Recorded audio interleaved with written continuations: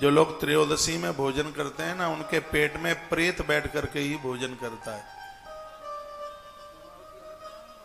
हाँ भाई करो।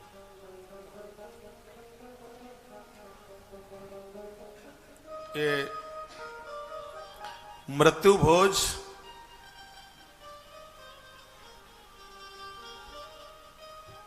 नहीं है ज्यादा बढ़िया। कहां बढ़िया?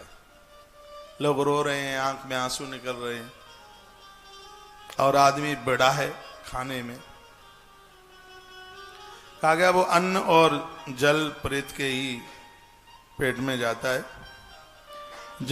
जो लोग पत्नी के बस में रहते हुए, घरवाली के बस में रहते हुए धर्म कर्म नहीं करते, दान पुण्य नहीं करते, स्पष्ट वर्णन है कि ऐसे लोग भी प्रेत भाव को ही प्राप्त होते हैं।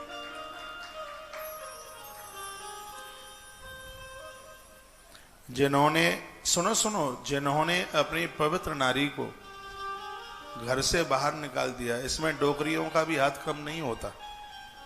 इसमें स्पष्ट वर्णन है। 78 नंबर का श्लोक है, मैं बोले देता हूं। 78 नंबर श्लोक वर्णन क्या है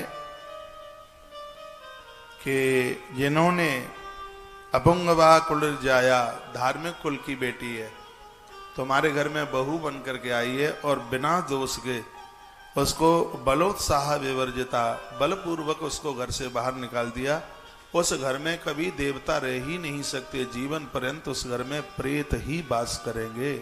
सुन लो ये बातें ठीक से। बहुएं नहीं संभलती हैं तो अपने बच्चों के गौने करते क्यों? फिर काय क्यों शादी शुदी करते हो? फिर वर्णन है इसमें पुंगवा कुलर जाया, ऐसी वह बेटी अपने कुल खानदान की सब कुछ छोड़कर तुम्हारे घर में चल करके आई और उसको घर से बाहर कर दिया गया है। उस घर में हमेशा प्रेतों का दौरा रहेगा। कभी ऐसा लगता है बच्चे पर भूत, बेटी पर भूत प्रेत, ये सब होते हैं भूत प्रेत, तो इसके कारण हैं। इस परंपरा में पूर्व में कभी नारी का इतना अपमान हुआ होगा, नारी को घर से बाहर कर दिया होगा।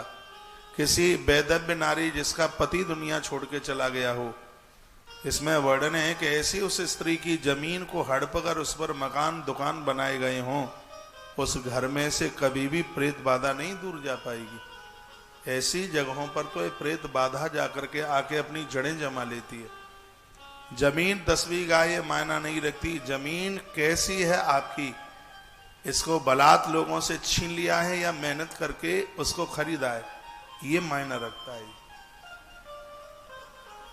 ये श्लोक मुझे बड़े अच्छे लग रहे हैं। तो वर्णन है कि यदि किसी नारी को घर से बाहर निकाल दिया तो ऐसे घर में हमेशा हमेशा के लिए प्रेत बाधा आकर के बैठ जाती है। गले में फांसी लगाकर जल में डूबकर शस्त्र से विष खाकर जो लोग अपनी हत्या कर लेते हैं, ऐसे लोग 100% प्रेत बनते हैं। वर्णन है 82 श्लोक। पाखंडा कौलिका पापास्ते प्रेता कर्म जावुवी, गल पासई जलई शस्त्रई गरले आत्मघातक। जहर खाके गले में फांसी का फंदा लगा के, ये फांसी लगा के मर जाना, आत्महत्या कर लेना, ये जीवन का कोई समाधान नहीं है। किसी ने पूछा है कि 25 तारीख को सुबह में पूजा नहीं करनी है क्या? 4 बज के 2-3 मिनट पर लगेगा सूतक। सुबह 3 बजे जागिए। हम लोग जगेंगे नहीं, सुबह जगेंगे, 2:30 बजे जगेंगे, 3 बजे स्नान करेंगे, 2:15 बजे तक पूजा शुरू कर देंगे और 4 बजे तक आरती करा देंगे। उसके बाद अपने घर के मंदिर में पर्दा डाल दो। शाम तक मोक्ष काल में स्नान करके फिर तत्काल भगवान को नहलाया जाता है। खाने पीने की चीजें पवित्र नहीं होती हैं, उसमें कुसा डाल दीजिए, मंदिर में कुसा रख दीजिए, तो उसमें ये सूतक पातक का कोई भी प्रभाव नहीं होता। शादियों की सामग्रियां खरीदी गई हैं, भंडारे की सामग्रियां खरीदी गई हैं, उसमें यदि आप कुसा रख देते हैं तो उसके ऊपर ग्रहण का कोई भी प्रभाव नहीं होता। ग्रहण के समय बाहर घूमेंगे तो ये बहुत हानिकारक है।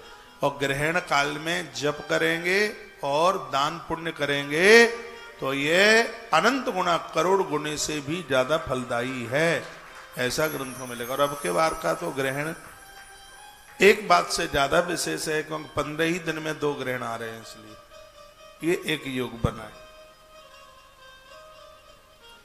इस बात के लिए आप कंफ्यूज हो रहे थे माला पर जप करें कि बिना माला पर जप करें, तो उसमें तो आप मानसिक भाव से जप और मोक्ष काल में माला के ऊपर जप करें। आइए तो मैं थोड़ी सी बातें, ध्यान, अध्ययन, व्रत और देवार्चन से रहित, मंत्रहीन, स्नानहीन ऐसे लोग मृत्यु के बाद में प्रेत बनते हैं। जो कभी नहाते धोते ही नहीं है, बिना नहाए खा ही लेते हैं, वो जी रहे हैं खाने के लिए। जो स्त्री के धन से अपनी जीविका चलाते हैं, ऐसे लोगों की दुर्गति हो जाती है। और ऐसे बहुत हैं, बिल्कुल एकदम आलसी प्रमादी बने हुए बैठे हैं। देवियां नौकरी करती हैं, कमा करके लाती हैं, और मर्द बैठे बैठे खाते हैं। मैंने अपने पूर्व की कथाओं में बोला है कि नारी के पैसे से कभी भी घर का राशन खरीद के मत लाना, नहीं तो फिर मर्द लोग हाथ में चूड़ियां पहन के बैठ जाएं। मर्द लोग कमाने के लिए हैं, नारी घर चलाने के लिए। पुरुषों को कमाना चाहिए, माताएं घर चलाने। कितना स्पष्ट रूप से वर्णन है, जहां पर स्त्रियां कमाती हैं और पुरुष लोग बैठ करके खाते हैं, उससे अपनी जीविका चलाते हैं, ऐसे लोगों की दुर्गति हो जाती है, प्रेत बन जाते हैं। 88 नंबर का श्लोक है, अनुवृतंत ये मलक्षान स्त्री धन रूप जीविका। स्त्री के धन से अपनी जीविका चलाते हैं। इसमें देखिए हर चीज का समाधान है। माता पिता अपांग हैं, विकलांग हैं, चलने में असमर्थ हैं, बीमार हैं, बेटियों का नहीं खाया जाता, लेकिन ऐसी स्थिति में बेटी के धन के द्वारा माता पिता का गुजारा होता, उन्हें 1% भी दोष नहीं लगता। भाई छोटा है, बहनें बड़ी हैं, पापा कमाने के लायक नहीं है, वो असमर्थ हैं, उस समय भाई के लिए बड़ी बहन मां की तरह ही होती है बिल्कुल। और उस समय उन बेटियों के द्वारा कमा करके चलाया गया घर, उसमें दोष नहीं लगता।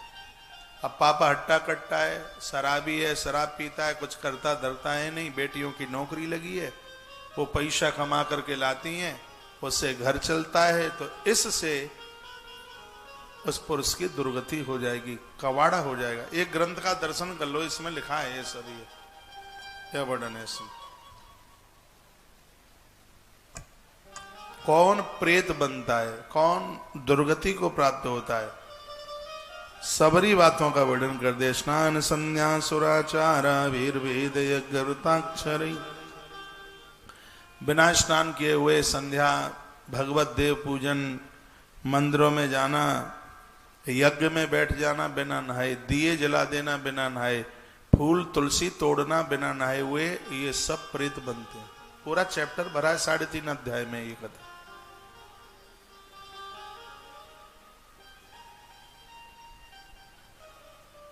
इसलिए गलती ना हो।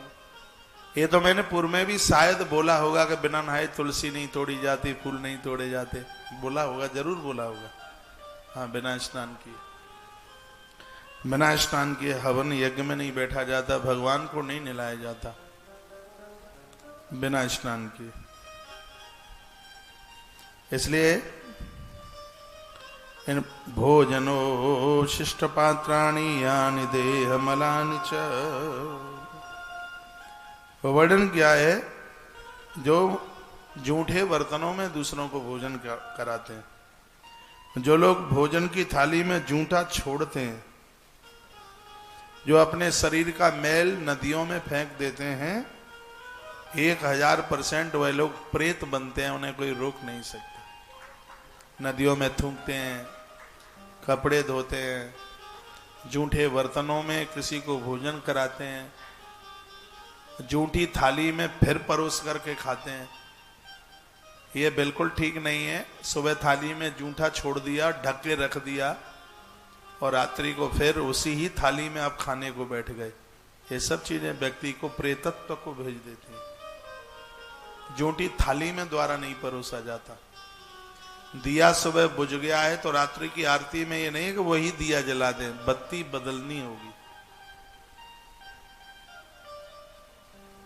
बड़े आनंद की कथा है। जिन लोगों ने भूलोक में दान सम्मान तथा पूजन के द्वारा ब्राह्मण पितर तथा गुरुजनों को तृप्त नहीं किया कभी, ऐसे लोग प्रेतत्व को प्राप्त होते हैं। ऐसे जीव मरकर प्रेत होते हैं। जो नारियां अपने पति को छोड़कर दूसरे लोगों के साथ रहती हैं, ये बात मैंने एक बार बोली है कि वह स्त्रियां सालराम भगवान की पूजा करने की अधिकारी नहीं है। बोला होगा मैंने जरूर, हाँ बोला है। सृष्टि खंड का यह अद्भुत श्लोक है 95 नंबर, जो 96 नंबर श्लोक में आपको बोल रहा हूं। इसमें वर्णन है, पतिम तक्वा चया नार्यो वसंती चैतरेर जनै। जो अपने पति को छोड़ करके गैर पुरुष के साथ, दूसरे पुरुष के साथ में, पराये पुरुष के साथ जो रहती है, वो तो यज्ञ में बैठने की अधिकारी नहीं है। सालराम भगवान की पूजा करने की वो अधिकारी नहीं है। वह इसमें लिखा है कि ऐसे स्त्री पुरुष प्रेतत्व को प्राप्त होते हैं। तो इन गलतियों से तो समझदार सजग व्यक्ति को बचना चाहिए। दूसरे अवक्ष वक्षण करने वाले प्रेत होकर पुनः बहुत कष्ट भोगते हैं, नरक में जाते हैं।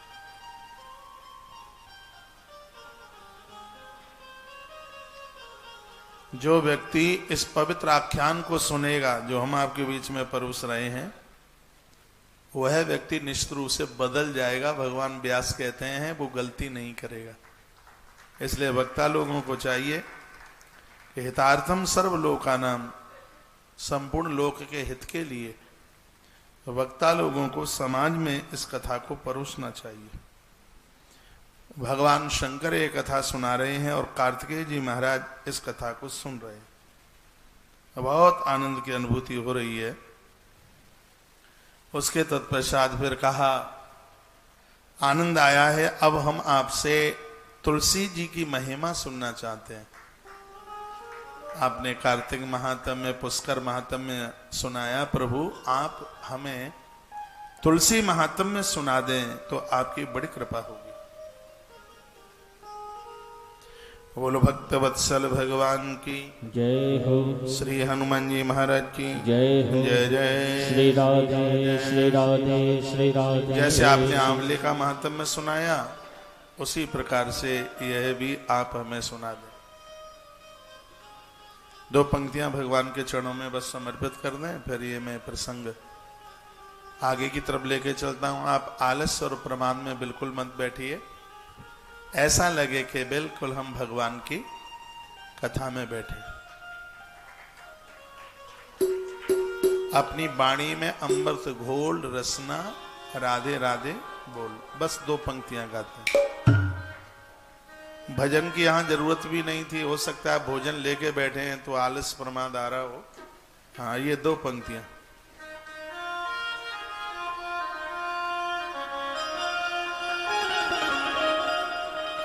अपनी वाणी में अमृत घोल रसना, राधे राधे बोल रसना, राधे राधे बोल।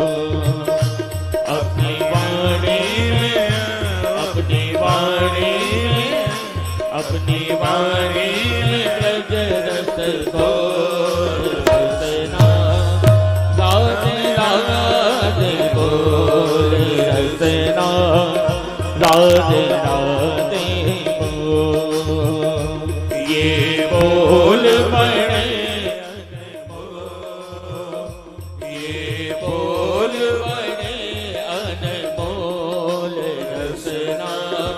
राधे राधे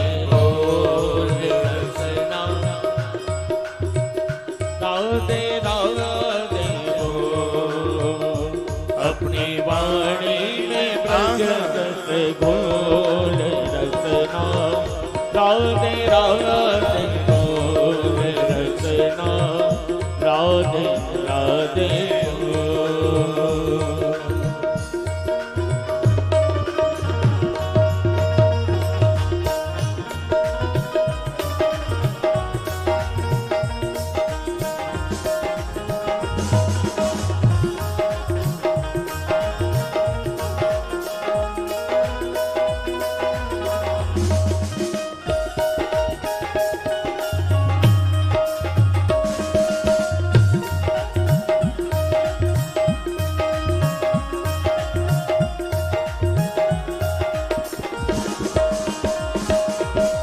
राधा जी पद सारे वारी राधा जी वृष भानु दुलारी राधा जी वृष भानु दुलारी राधा जी पद सारे वारी राधा जी वृष भानु दुलारी राधा जी वृष भानु दुलारी दो अक्षर आधार जगत के दो अक्षर आधार जगत के ये अक्षर अनमोल रसना राधे राधे बोल रसना राधे राधे बोल ये बोल बड़े अनमोल ये बोल बड़े अनमोल रसना राधे राधे बोल रसना राधे राधे बोल अपनी बाणी अपनी वाणी में ब्रज रस बोल रसना राधे राधे बोल रसना राधे राधे बोल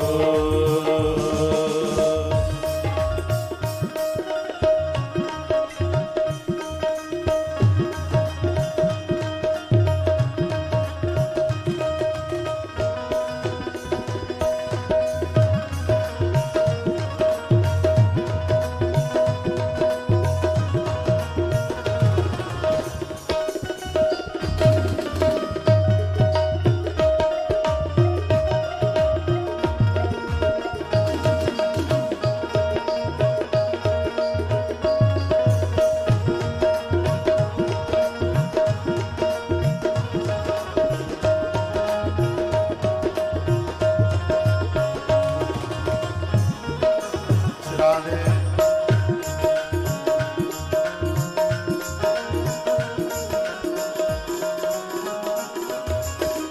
राधा जी महाराज रजावे राधा जी नंद लाल गुयावे हाँ राधा जी नंद लाल नंदावे राधा जी महाराज रजावे राधा जी नंद लाल नंदावे हाँ राधा जी नंद लाल नंदावे इस छवि को भर के नयन में इस छवि को भर के नयन में अंतर के पट खोल रसना राधे राधे बोल रसना राधे राधे बोल अपनी बाणी में अपनी वाणी में अपनी वाणी में ब्रज रस बोल रसना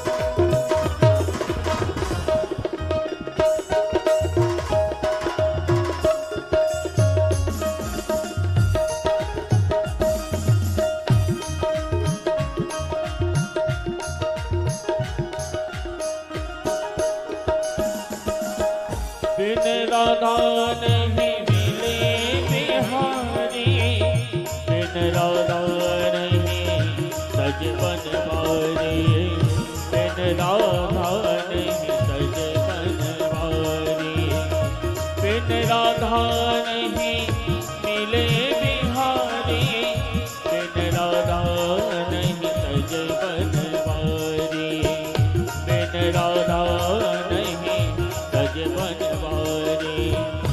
इनके चरण पकड़ ले बंदे, इनके चरण पकड़ ले बंदे, भटकन दर दर दो राधे राधे बोल रतना, राधे राधे बोल बड़े अनमोल, ये बोल बड़े अनमोल रतना, राधे राधे बोल रतना, राधे राधे बोल। अपनी वाणी में अमृत घोल, अपनी वाणी में अमृत घोल रतना, राधे राधे बोल रतना, राधे राधे बोल रतना, राधे राधे बोल। ये बोल बड़े अनमोल, ये बोल बड़े अनमोल रतना, राधे राधे बोल रतना, राधे राधे बोल।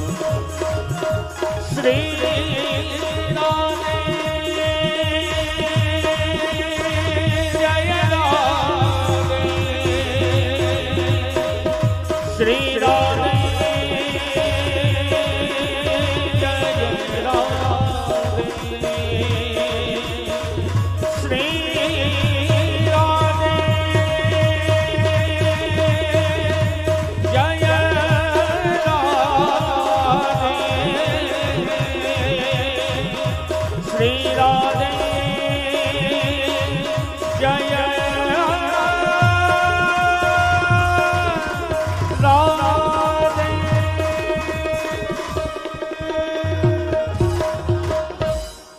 अपनी बाड़ी में अमृत घोल रसना, राधे राधे बोल रसना, राधे राधे बोल। ये बोल बोल बड़े अनमोल, ये बोल बड़े अनमोल रसना, राधे राधे बोल। बोले भक्तवत्सल भगवान की जय हो, श्री हनुमान जी महाराज की जय हो। जय जय श्री राधे श्री राधे श्री राधे श्याम। इदानीं श्रोतुमिच्छामि पत्रं पुण्यं सुमोक्षदम्। भगवान श्री कार्तिकेय जी ने कहा कि आपने मोक्ष देने वाले आंवला जैसे महावृक्षों का वर्णन किया। अब हम आपसे तुलसी के बारे में पूछना चाहते हैं। कृपया आप तुलसी की भी महिमा, उसका महात्म्य बता दें। ये कार्तिक मास है, ये कथा सुन लो ठीक से,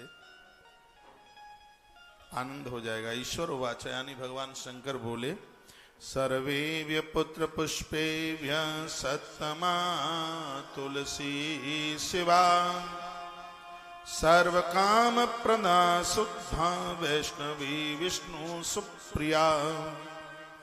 भगवान महादेव कहते हैं सभी पत्र फूल मृत्यु लोक में जितने भी फूल पुष्प हैं, सबसे ज्यादा यदि कोई श्रेष्ठ है तो तुलसी है। सबके ऊपर तुलसी, तुलसी के मुकाबले कुछ भी नहीं। एक बार फिर कह रहा हूं, सर्व काम प्रदान शुद्धा वैष्णवी विष्णु सुप्रिया, सर्वे पत्र पुष्पेभ्य सत्तमा तुलसी शिवा। सब में उत्तम सबके ऊपर। और महादेव जिस बात को कह रहे हैं तो बात तो ज्यादा मजबूत है। देखा, सभी का कल्याण करने वाली है तुलसी,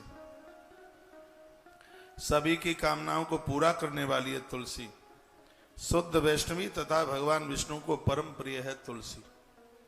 भगवान विष्णु को बहुत चीजें प्रिय हैं, लेकिन तुलसी से प्रिय कुछ भी नहीं है।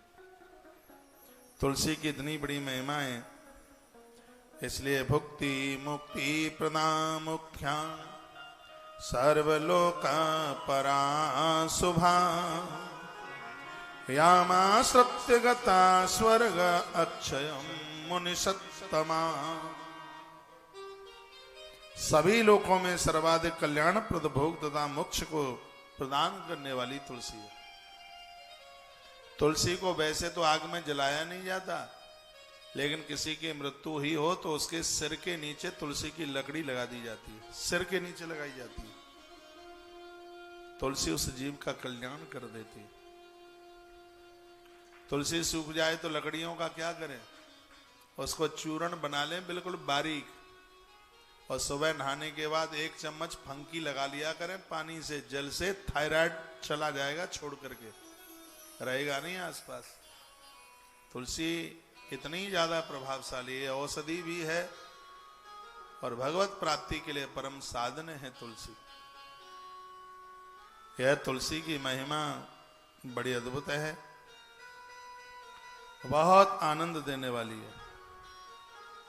वर्णन है कि तुलसी अक्षय स्वर्ग देने वाली है, संपूर्ण लोगों का कल्याण करने वाली तुलसी है।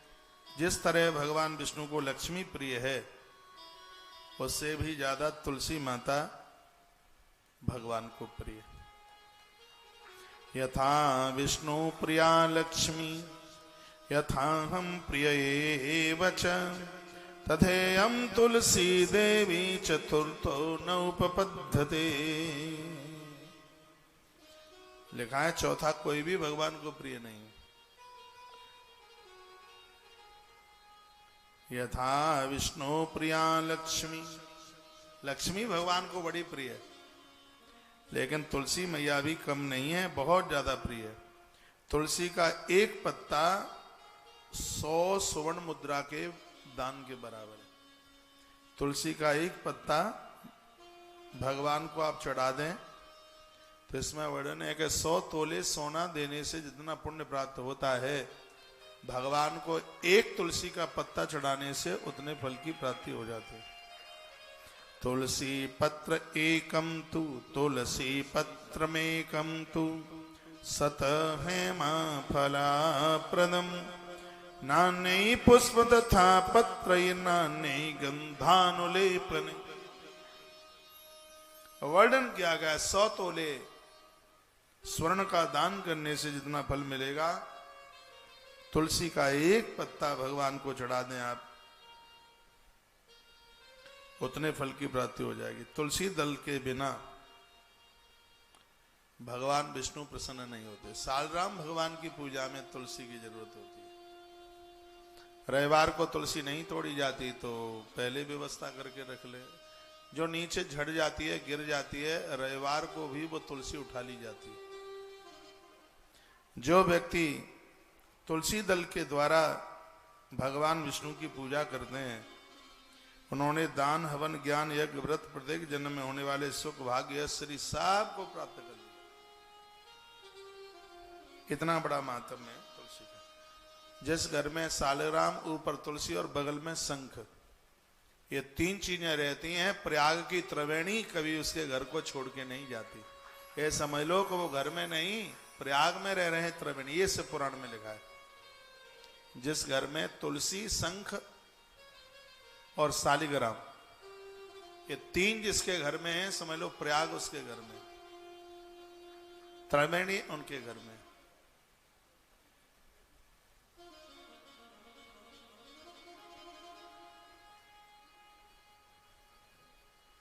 बोलिए भक्त वत्सल भगवान की जय हो। श्री हनुमान जी महाराज की जय जय हो। जय। श्री राधे श्याम। भागवत जी के ऊपर तुलसी के 5-7 पत्ते रोज चढ़ाइए, भागवत सिद्ध हो जाएगी, आनंद हो जाएगा। श्राद्ध में ब्राह्मण भोजन करने के लिए आता है और भोजन के तत्पश्चात उसको एक तुलसी पत्ता दे देते हैं, जिससे संपूर्ण पुरखे तृप्त हो जाते हैं। हम गया जी में ये सब करते रहे हैं। वो गरुड़ पुराण में वर्णन है कि ब्राह्मण को जिमात के तत्पश्चात एक पत्र हाथ के ऊपर रख दो, और जब ब्राह्मण पत्रे को अंदर लेगा तो उसके सभी जजमान के, श्राद्ध कर्ता के सभी पुरखे तृप्त हो जाएंगे। वेदांत तो यह है कि किसी को आप दक्षिणा देते हैं, लिफाफा आपने बनाए, जो नोट रखी सो रखी, उसके ऊपर तुलसी पत्र। तुलसी में इतना समर्पण होता है, जब किसी को कहते हैं भैया हमारे पास तो कुछ भी नहीं, हम आपको तुलसी पत्र दे रहे हैं, यानी तुलसी की बड़ी महिमा है।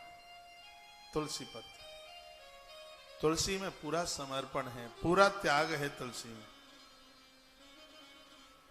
जीव को मोक्ष देने वाली है तुलसी। जिस बुद्धिमान व्यक्ति ने तुलसी के द्वारा भगवान विष्णु को प्रसन्न कर लिया, इस मृत्यु लोक में उसको सब कुछ प्राप्त हो गया, किसी भी चीज की कमी नहीं रही। यथा गंगा पवित्रांगी सूरलोके विमोक्षदा, यथा भागीरथी पुण्या तथैव तुलसी शिवा। यह भी बड़ा अद्भुत इसमें वर्णन किया गया। कहा गया कि गंगा का जल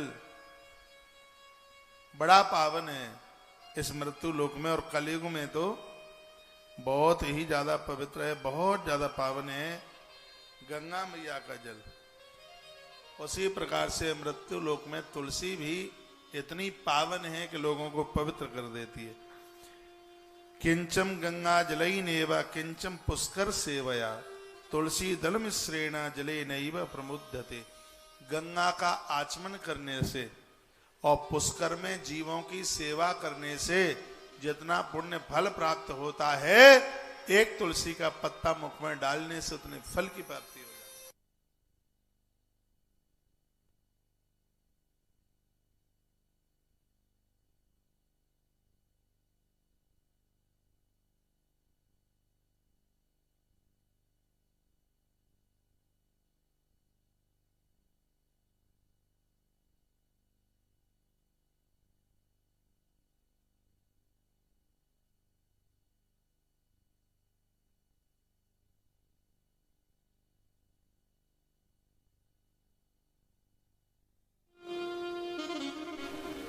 ये बहुत बड़ा पुण्य देती है।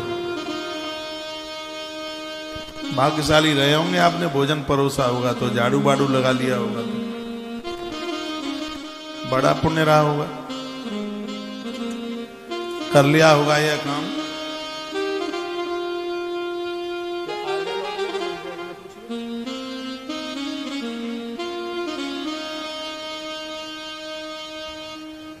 कहीं भी तीर्थ में जाते हैं, सेवा की तो महिमा है ही। देखो स्पष्ट श्लोक में लिखा है, किंच गंगा जले नहीं किंच पुष्कर सेवया। गंगा का जल और पुष्कर की सेवा, और मुख में तुलसी दल। ये पद्म पुराण है, इसलिए पुष्कर लिखा है इसमें। नहीं तो इसका अर्थ है कि जो तीर्थों में जाकर के सेवा करते हैं, इस कलयुग में नित्य गंगा जल का आचमन करते हैं और भगवान पर तुलसी पत्ता चढ़ाते हैं, परमात्मा उन लोगों का ऋणी हो जाता है। इसका सही अर्थ ये है। पद्म पुराण की कथा है। जब कोई तीर्थ महात्म्य में आता है इसमें, तो पुष्कर का नाम है। भागवत जी में वृंदावन की भारी महिमा है। वाल्मीकि रामायण में चित्रकूट अवध की भारी महिमा है। तो यहां पुष्कर सेवया से मतलब है कि जो तीर्थों में करते हैं सेवा, और गंगा का करते हैं आचमन, और नारायण के ऊपर चढ़ाते हैं तुलसी, इन तीनों कार्यों से भगवान भक्त का ऋणी हो जाता है, अति प्रसन्न हो जाता है। इसलिए तीर्थों में सेवा का भाव बना के रखिए। सेवा की बहुत बड़ी महिमा है। श्रीमद् भागवत जी का पूरा सार 2 श्लोकों में भगवान व्यास ने भर दिया। महात्म्य का श्लोक है, शायद अध्याय नंबर 5 का श्लोक नंबर 79 और 80 होगा। देहेस्तिमां शरुदिरे भीमतिं त्यजत्वं जाया सुतादिषु सदा ममता विमुञ्चः पश्यानिशं जगदिदं क्षडभङ्गनिष्ठं वैराग्यरागरसिको भवभुक्तिनिष्ठः। इसके नीचे का श्लोक है। धर्मं भजस्व सततं त्यज लोकधर्मा सेवस्व साधु पुरुषान् जहि काम तृष्णा अन्यस्य दोष गुण चिंतनमाश मुक्त्वा सेवा कथा रसमहो नितरां पिबत्वम्। भागवत जी में लिखा है कि तीर्थ में यदि लोग दो काम कर सके तो ही रहना, नहीं तीर्थ में मत जाना। ये लिख लें कोरे कागज पर, नहीं तो फिर अपने लड़का बच्चों के पास ही रहिए, कोई मतलब नहीं है। दो कार्य कर सकें तो तीर्थ का सेवन करना, एक है भगवत सेवा और दूसरा है भगवत कथा। ये महात्मा गोकर्ण ने बात कही है। तीर्थ में जाकर इन दोनों चीजों को पकड़ लीजिए बिल्कुल, कथा भी न छूटे और सेवा भी न छूटे। सेवा की तो बहुत बड़ी विशेषता है, बहुत बड़ी महिमा है, और सेवा बताई नहीं जाती, सेवा पकड़ ली जाती। बहुत लोग कहते हैं अरे हमें तो कोई सेवा बताई ही नहीं। सेवा कोई बताने से थोड़ी, ये देखो ना कि हमारी जरूरत कहाँ हो सकती है। गिरिराज जी की परिक्रमा में आप जाएंगे तो बड़े बड़े कूड़ेदान रखें और उन पर लिखा है प्लीज यूज मी, कृपया मुझे भी प्रयोग में लीजिए। एक कूड़ादान कहता है कि हम भी प्रयोग में आने को लायक हैं, हमें प्रयोग में ले लो। ये 6 फीट का इंसान कभी किसी के काम आने को तैयार नहीं है, काम से चोरी करता है, बरकता है, इधर उधर फटकता है। नहीं, हम और आप सब भगवत कार्यों में, सेवा कार्यों में, प्रकृति के कार्यों में आए। सेवा बताए थोड़ी जाती है। एक बार क्या हुआ, माता जानकी ने कहा लखन से हनुमान हर समय भगवान के चरणों में चिपटा ही रहता है, एक नई लिस्ट बनाओ सेवाधारियों की जिसमें हनुमान का नाम ना आए। तो एक नई लिस्ट बना के तैयार करी, नहीं यहां से निकलती है तो निकलेगी। काम को अच्छे को भी और अच्छा बनाया जाए। आज मैं सुबह आश्रम में फोन कर रहा था, मैंने कहा पूर्व का जितना भी कार्तिक मास का आयोजन रहा है, गोपाष्टमी रही है, उन कार्यक्रमों से भी बहुत अच्छी अब के बार गौ माता की गोपाष्टमी मनानी है। 3.5 महीना मुझे आश्रम से बाहर हो गया और ऐसी कोई कथा नहीं हुई जिसमें मैंने न्योता न दिया हो, भक्तों को निमंत्रण दिया। आप अपने रिश्तेदारों का तो न्योता हाल मान लेते हैं, थैला पहले से ही सजा के तैयार कर लेते हैं। तो मैंने भी तो आपको भगवान के आयोजन में न्योता दिया है, ये निमंत्रण तो आपको स्वीकार करना ही चाहिए, आपको आना चाहिए। और हमारे तो यही उत्सव है और इन्हीं में हम आपको बुला पाएंगे।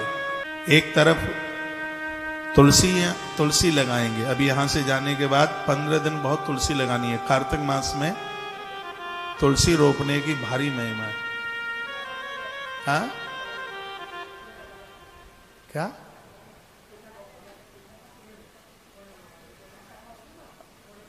हाँ तुलसी लगी है, बहुत और लगानी है। ठीक है, तुलसी लगानी भी है और भक्त लोग आएंगे उनको तुलसी बांटनी भी है।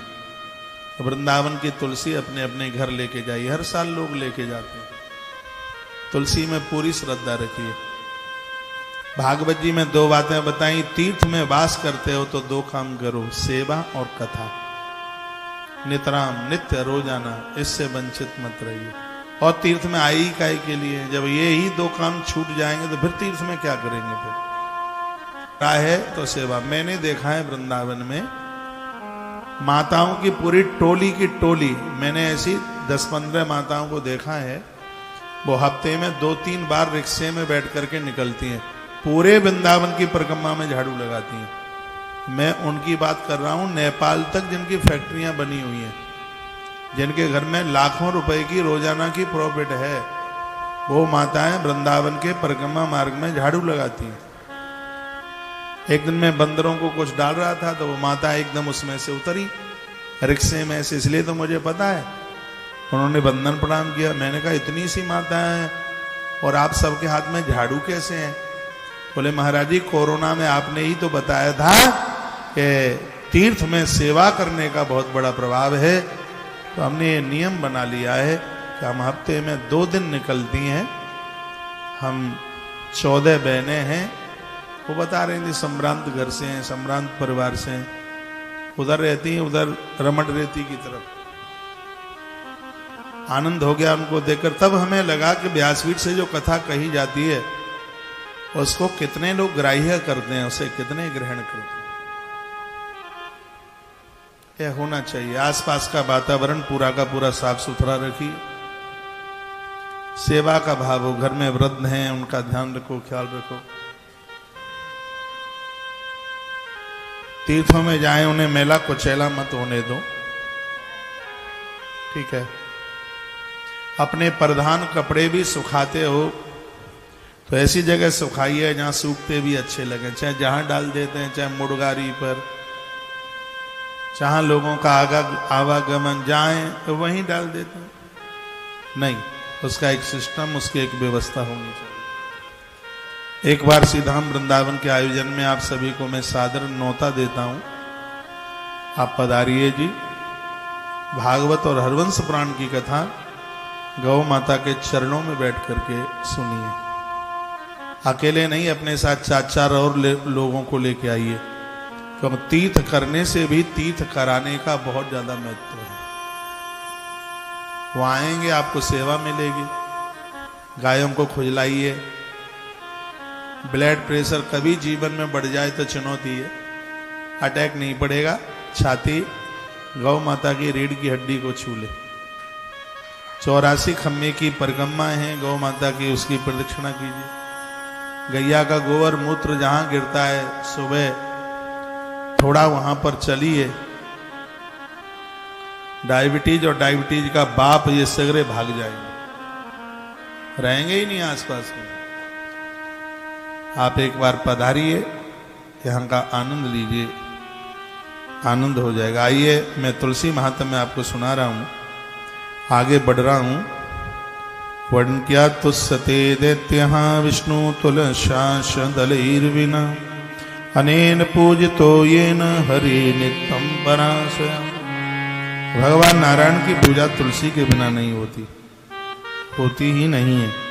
पूजा में तुलसी दल का होना जरूरी है। दान हवन ज्ञान यज्ञ व्रत प्रत्येक जन्म में मिलने वाले सुख, ये सब चीजें, इसका मतलब है कि पूर्व में आप देवताओं को तुलसी चढ़ा करके आए हैं, तब ये सब वैभव आपको प्राप्त हो गया है।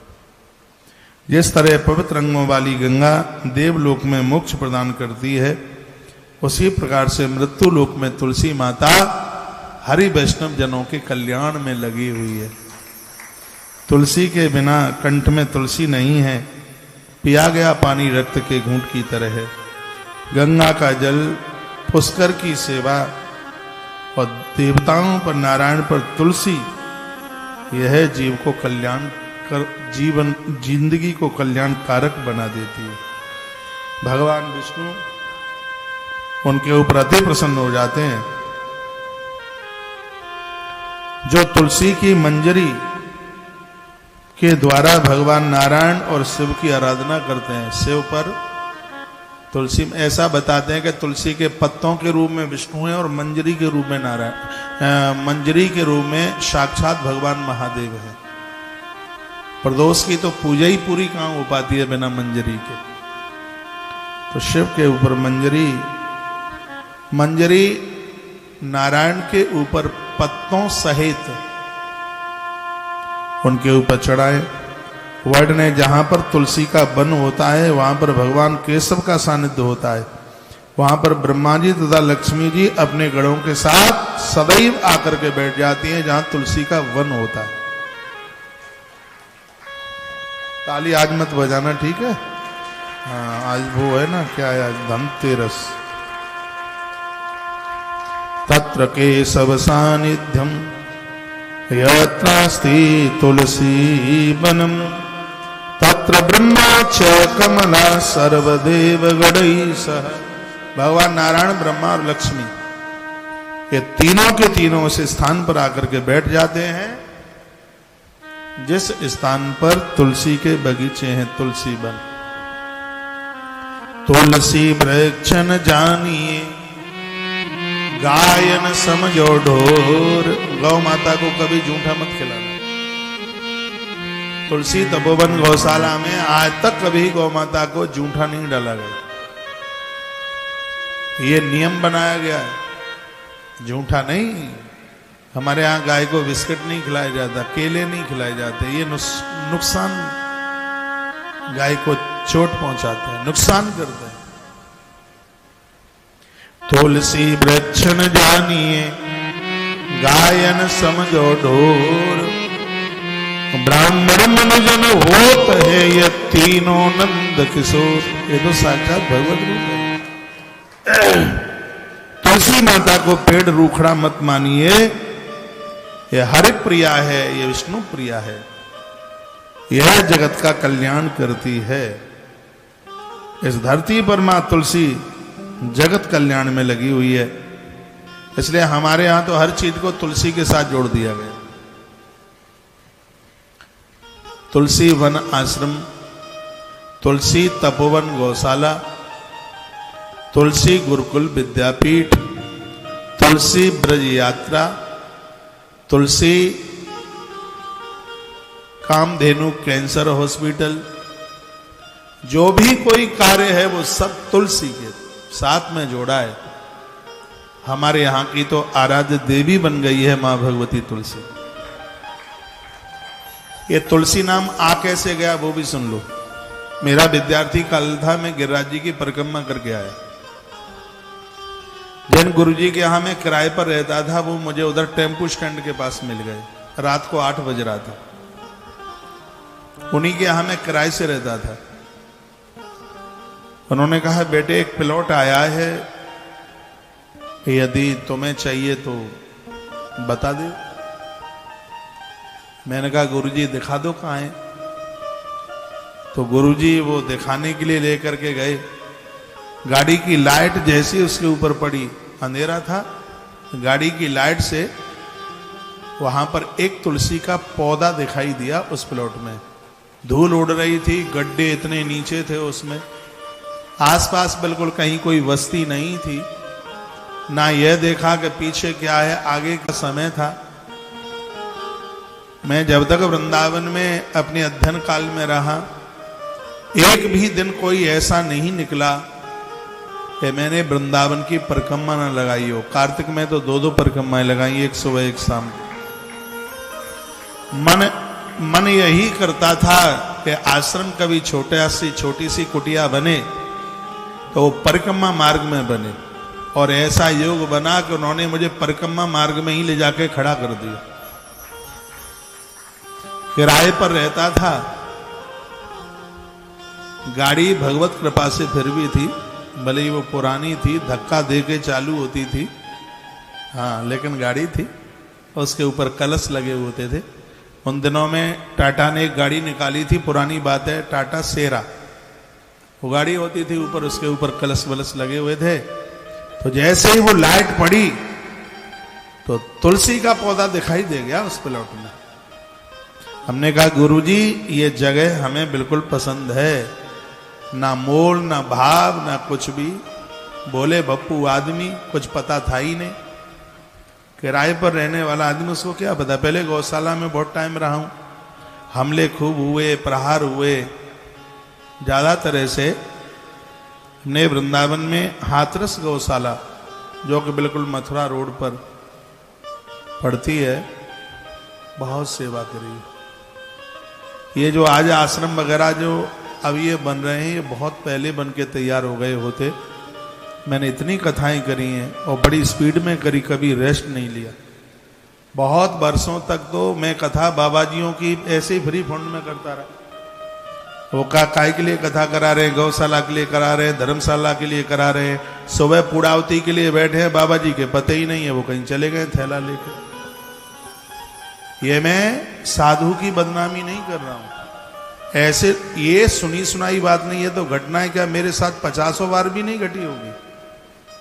मेरे मन में बात आई कि मैंने इतनी कथाएं गौशालाओं के लिए करी, 1 रुपया दक्षिणा का नहीं लिया किसी से भी, तो भी धरती पर कहीं गौशाला दिखती नहीं है, सेवा दिखती नहीं है। जब तुम्हें भाई गौशाला के लिए ही कथा करनी है, इनकी कथा गौशाला के लिए करनी है, तो तुम खुद भी तो गौशाला का निर्माण कर सकते हो। ये बात मन में आई। मैंने कितनी अस्पतालों की कथाएं करी, गौ सदनों की कथाएं करी, 1 रुपया भी नहीं लिया। नहीं तो ये तो बहुत पहले ही सब कुछ हो गया होता। मुझे कथा कहते 27 साल हुई हैं। 27 वर्ष की यात्रा एक बहुत बड़ी यात्रा होती है। कभी पैसे को इतना महत्व नहीं दिया, क्योंकि मैं तो एक गणित का स्टूडेंट रहा हूं, और ये मैंने कथाएं कोई व्यापार, कोई धन, कोई पैसा कमाने के हिसाब से नहीं। मैं तो जिस खानदान में जन्मा हूं वहां भी कोई पांडित कर्म होता नहीं था। पिता एक साक्षात कृषक रहे हैं, किसान रहे हैं, तो ऐसी तो कोई पूजा पाठ के लिए भी कोई दूसरे ही पंडित जी आते थे पूजा पाठ कराने के लिए। कुछ ऐसा तो ये था नहीं कि ये हमने कोई अपने बिजनेस के तौर पर या व्यापार के तौर पर ऐसा ये कुछ चालू किया हो, ऐसी तो बात बिल्कुल थी ही नहीं। बस ये अपना एक आनंद था। मैंने तो एक 10 मिनट की कथा पूज्य श्री डोंगरे जी महाराज, जो पूज्य डोंगरे जी महाराज के शिष्य कमलेश जी महाराज मथुरा वासी, मैं तो अपने स्कूल से आया था बिहारी जी का दर्शन करने के लिए। वृंदावन देखा ही पहली बार था। बांके बिहारी जी का दर्शन किया, दोपहर को 1:30 बज रहा था, और वहां से घूमते हुए जैसे ही आए तो 2 बजे से कथा शुरू होती थी। उद्धव गोपी संवाद चल रहा था। एक 10-15 मिनट की कथा सुनी, आरती हो गई। उसके बाद में आंख में आंसू की धार बंद नहीं थी। बस मन में एक ही बात आई, यही जीवन है और सब कूड़ा है, यही जीवन है। मैं भी तो एक ब्राह्मण का बेटा हूं, और ये इस कार्य को कर रहे हैं। कितने लोगों का भला है, कितने लोगों का जीवन परिवर्तन होता होगा इन कथाओं से, तो क्या ये मैं नहीं कर सकता? बस चली गई लौट करके, और मैं गुम हो गया, मैं नहीं गया। पूजीश्वरपुरी जी महाराज जगन्नाथ घाट आश्रम वाले महाराज जी लंदन में रहते थे। उनकी इतनी बड़ी कृपा हुई, स्टडी करी, पढ़ाई लिखाई करी, सेवा करी। भगवती राधा रानी, भगवान बांके बिहारी जी महाराज, सिंहपौर वाले हनुमान जी महाराज की इतनी बड़ी कृपा हुई कि हमें व्यासपीठ को महाराज पास पहुंचने तक ज्यादा टाइम नहीं लगा, ज्यादा समय नहीं लगा। जगन्नाथ घाट आश्रम में जन्माष्टमी को पहला प्रवचन भगवान के 24 अवतारों के ऊपर किया। राजस्थान में एक मंदिर है जोगड़िया माता, ये डिस्ट्रिक्ट चित्तौड़गढ़ पड़ता है, भीलवाड़ा डिस्ट्रिक्ट भी पास में ही है। वहां पर शंकराचार्य जी, भानपुरा पीठ के शंकराचार्य जी होते थे। उस समय हम लगभग 500 बच्चे वहां होंगे। एक यज्ञ 6 महीने का था, उसमें मैं था। तो उन्होंने ऐसा ही बोल दिया कि कोई प्रवचन करेगा, दुर्गा सप्तशती का पाठ तुम 4 महीने से कर रहे हो। कोई भी, मैं अपनी बड़ाई नहीं कर रहा हूं, कोई भी आगे आने को तैयार नहीं था शंकराचार्य जी के सामने। सब मुरझाए हुए बैठे थे, और मैं उस भीड़ में से बाहर निकल के आ गया। मैंने कहा गुरुजी, मैं कुछ बोलना चाहूंगा। मुझे आज भी ध्यान है दुर्गा सप्तशती के लास्ट श्लोक के आधे चरण के ऊपर, और मैंने लगभग 1 से ज्यादा घंटा, 1.25 घंटे का प्रवचन, ददात वित्तम पुत्रांश मतिम धर्मे गतिम शुभाम। शंकराचार्य जी ने कहा था, बेटा इतने ऊपर जाओगे जिसकी तुम कल्पना भी नहीं कर सकते। उनका आशीर्वाद मिला। मध्य प्रदेश में एक जगह पड़ती है आष्टा, डिस्ट्रिक्ट सीहोर में। मेरे गुरुजी की कथा चल रही थी, मैं अपने महाराज श्री जी के साथ में था। लंबे समय से हवन यज्ञ तो मैं अपने विद्यार्थी काल से कर ही रहा था। सुबह का समय था, आधा गेट खुला था, आधा बंद था। मैं आहुति डाल रहा था, इतने में महाराज जी आ गए। खड़े थे, मैं सिद्ध कुंज का स्तोत्र से आहुति डाल रहा था, वो बहुत देर तक खड़े रहे।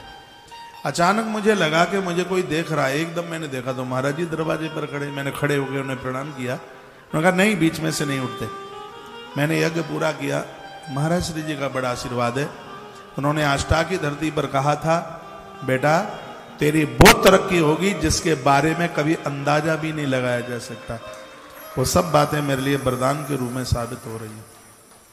ये सब कोई पांडित कर्म तो है नहीं, कथाएं तो हम अपने आनंद के लिए, जगत कल्याण अपना धर्म मानकर। ब्राह्मण के 6 काम है, विद्या पढ़ना पढ़ाना, दान लेना दान देना, यज्ञ करना और यज्ञ कराना। षडकर्म जिसके पास में है, यह ब्राह्मण का धर्म और ब्राह्मण का कर्म है। और आज यह जीवन जी करके यह लग रहा है कि सच में मनुष्य जीवन प्राप्त करके हमने अपनी मनुष्यता को प्राप्त कर लिया। इतना आनंद होता है, इतना अच्छा लगता है। तो मैं निवेदन कर रहा था कि एक तुलसी का पौधा देखा और उस एक तुलसी के पौधे की वजह से आज हर कार के आगे तुलसी शब्द लगा हुआ है। तुलसी वन आश्रम, तुलसी तपोवन गौशाला, सब तुलसी से जुड़ गया। हम लोगों की बड़ी श्रद्धा है मां तुलसी के प्रति, और आप जनों की भी कम नहीं है। हो सकता है हमसे भी ज्यादा हो, बिल्कुल हो सकता है। हरि वैष्णव जनों का एक भी घर ऐसा न हो जिसमें मां तुलसी को न पूजा जाए। मां तुलसी का पूजन कीजिए, वंदन कीजिए, मां को प्रणाम कीजिए। आज की बड़ी अद्भुत सेवा है। कार्तिक मास के 31 दानों में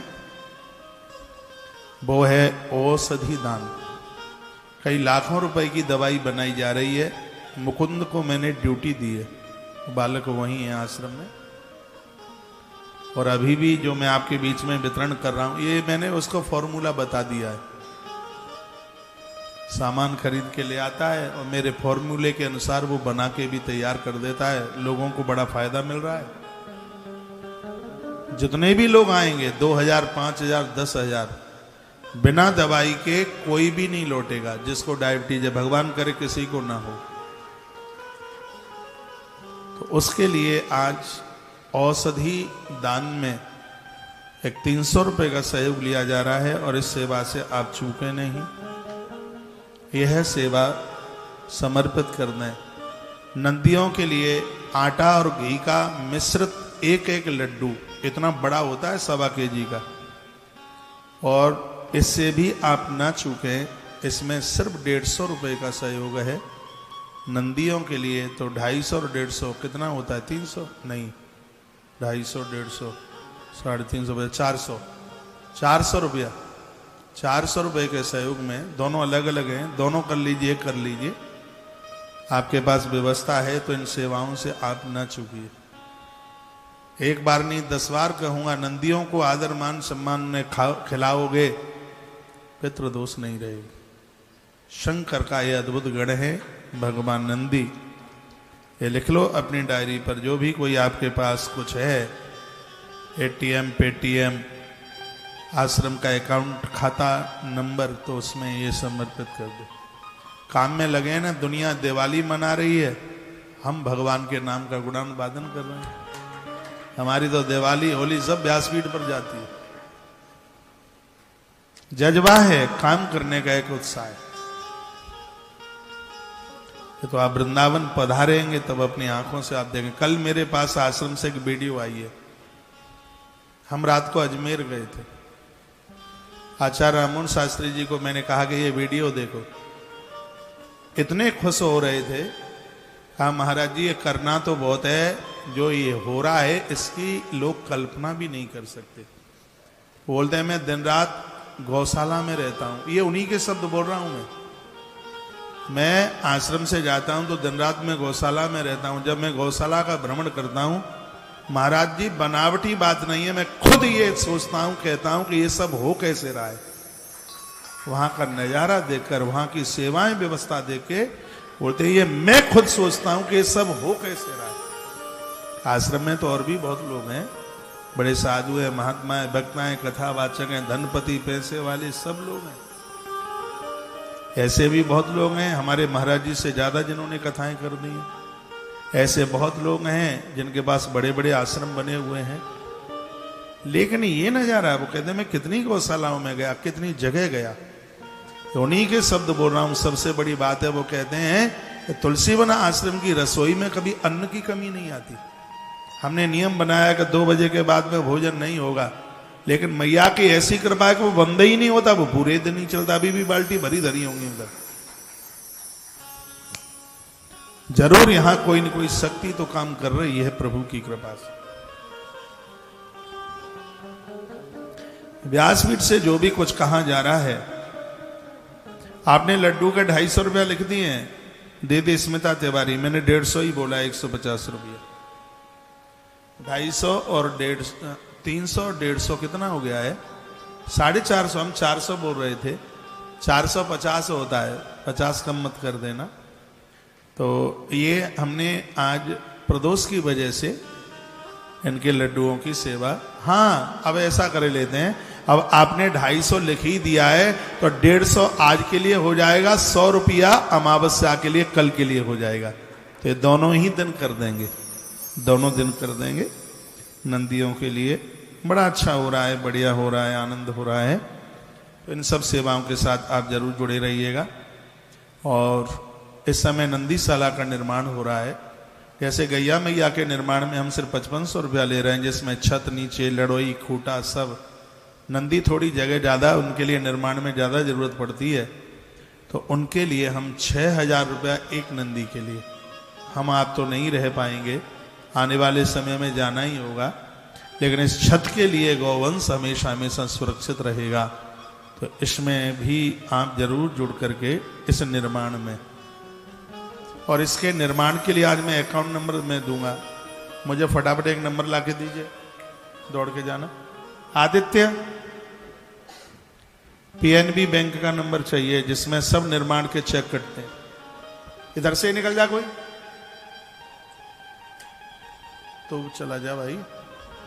पीएनबी बैंक का खाता नंबर, जब भी निर्माण के लिए, ईंट पत्थर के लिए, गाटर सरिया के लिए, निर्माण के लिए जब भी आप बैंक में जमा करते हैं, तो हमने गौशाला मठ के निर्माण के लिए भी एक अकाउंट तैयार किया है। पीएनबी बैंक का अकाउंट है, ये भी आप अपने पास में जरूर रखिएगा। वो नंबर मैं आपको अभी सुनाई देता हूं। हमारे यहाँ एक व्यवस्था और है भगवान की कृपा से, और वो दिवाली से दिवाली तक इसका टाइम है। वो ये है कि 108 गायों के लिए 108 गैयां भोजन कर लेंगी 6000 रुपए के सहयोग में। और ये साधारण बात नहीं है, बहुत बड़ी बात है। किसी के घर से 108 गैया का भोजन, चाहे वो एक दिन में, चाहे वो एक वर्ष में, हमने व्यवस्था ऐसी रखी है, प्रमुख समय पर एक वर्ष में एक परिवार की तरफ से 108 गायों का भोजन, सहयोग राशि सिर्फ 6000 रुपया।